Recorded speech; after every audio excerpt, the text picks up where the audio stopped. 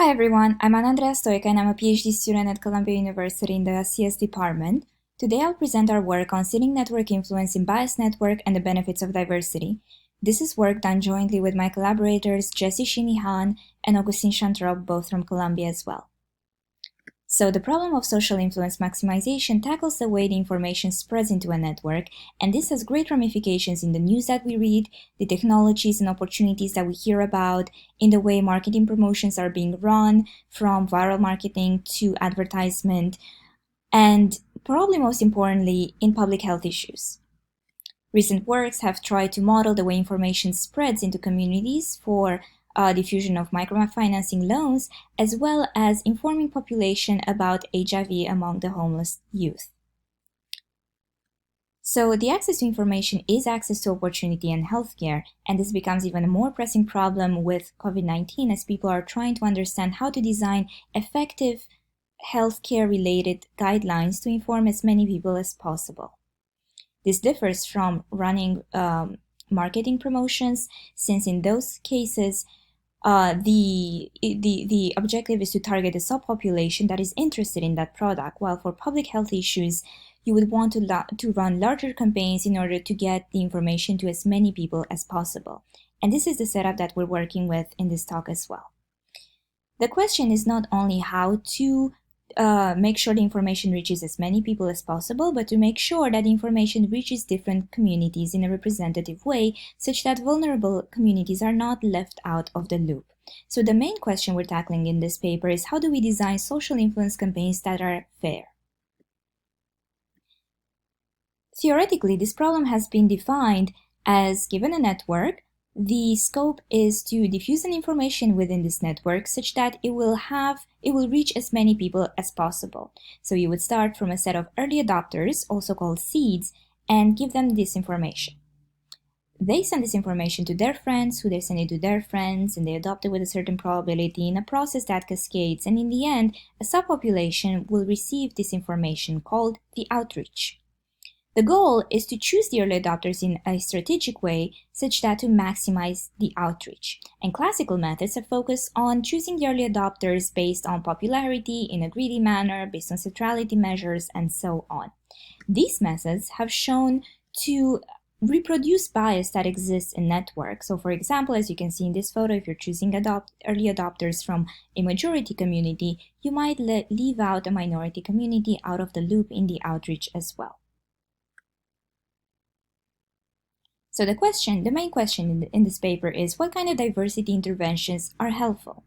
There's been a recent line of work that is trying to pose a parity constraint in an optimization function based on greedy algorithms in order to add diversity at the level of outreach. This is done assuming, of course, full network information in order to run greedy.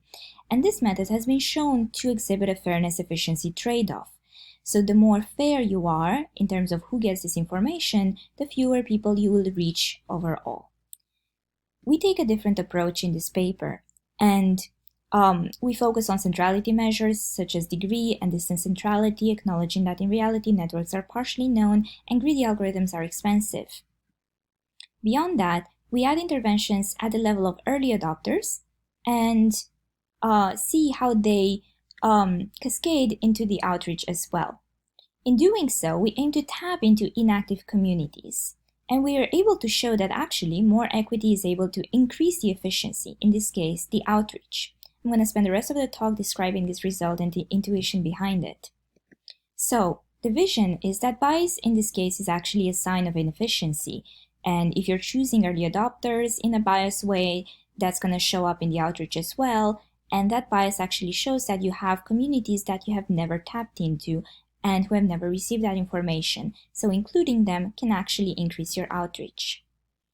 To do that, we compare a few algorithms. We compare agnostic seeding heuristics, which pretty much ignore labels and it already takes into account the network structure. And we're going to focus in this case on a centrality measure that's just the degree. We compare that with another heuristic called parity seeding. So parity seeding is a version of the degree heuristic that ensures that you have statistical parity in the early adopters. So maybe if you have a majority community with high degree, you're going to have to add a few of the minority group which has lower degree in order to achieve this. We also compare that with diversity seeding, which is a relaxed version of parity seeding. So it's something in between agnostic seeding and diversity seeding. What we're able to show is the following. So just to go over the problem formulation once again, is that we work with a network of partial information in which we focus on degree, and we aim to add these diversity interventions like diversity seeding and parity seeding at the level of early adopters. In doing so, we show that in the outreach, we're also able to get closer to statistical parity. So we're using statistical parity in the seed selection as a tool for outreach as well. And the key idea is that being aware of communities in a strategic way actually will help you with outreach as well, in total, since you're tapping into inactive groups. So, the first claim is an intuitive one that both diversity seeding and parity seeding can lead to fairer outreach for the same budget. That is intuitive because the aim is to have diversity in the early adopters, and that reverberates throughout the outreach as well.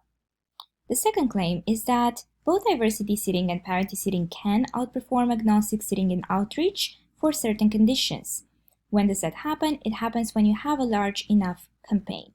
And to understand this result, we use a theoretical model of bias networks using preferential attachment model with homophily in two communities to find an analytical condition for the size of the seed sets needed, basically the size of the campaign that's needed for diversity interventions to be effective.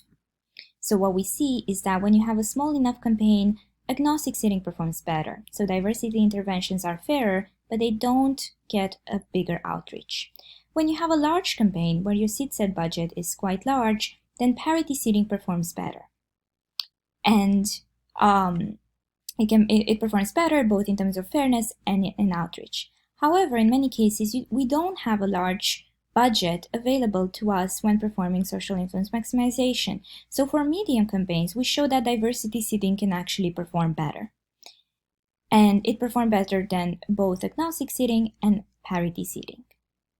So we show that in a theoretical analysis in which, in this graph, we simulate a network that we also have to show the empirical analysis of our results. So on the x-axis is the minority fraction. On the left side, 0.10 simply means the minority group depicted here in red is 10% and the majority group is 90%. As you move to the right, the two groups become more equal. And what you can see is that when the groups are very unequal, you need a very large seed set size on the y-axis in order for diversity and parity seeding to be better than agnostic seeding. That is depicted in the three colors that I'm showing you here. So in orange is the region for which agnostic performs better in outreach than both diversity and parity. In blue is when diversity performs better than agnostic and parity. And in purple, it's when parity seeding performs better than agnostic. Diversity seeding always performs better because it's a relaxed version of parity seeding. But as you can see, it's not monotonic as diversity is. So when the two groups become more equal, the purple line actually starts going up, showing that you start needing again more and more seeds in the seed set for parity or heuristic to become better than agnostic. And that kind of shows that when the communities are quite equal, there is a competition between them too in the degree that they have, showing that it becomes harder to be strictly fair. And that's where diversity seeding starts to be helpful in. We show the same results in a real network collected from the BLP that is similar in parameters with this network as well. Thank you for listening, and feel free to email me or message me if you have any questions.